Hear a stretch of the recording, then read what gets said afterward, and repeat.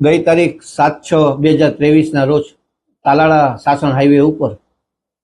એસઓજીના PI Arvindsinh Jadeja અને તેની સાથે રેડિંગ ઓફિસર તરીકે એસપી ગોહિલ આ બંને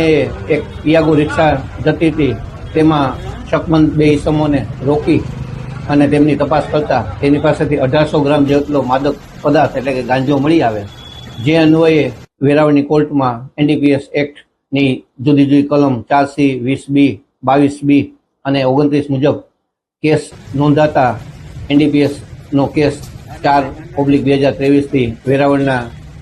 મુખ્ય જે એનડીપીએસના કેસો ચલાવે છે તે કોર્ટમાં એટલે કે જૈન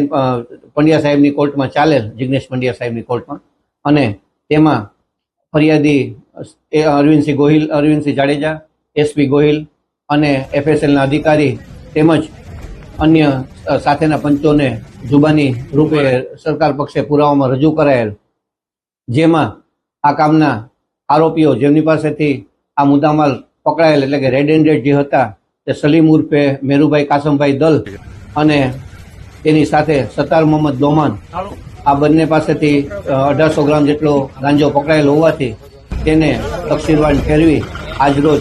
વેરાવળના જજશ્રી પંડ્યા સાહેબે બંને આરોપીઓને 5 વર્ષની સજા અને ₹50,000નો દંડ તેમજ આ દંડ ન ભરે તો વધુ 45 દિવસની વિશેષ સજા આવો હુકમ આજરોજ નામદાર કોર્ટે ફરમાવેલ છે.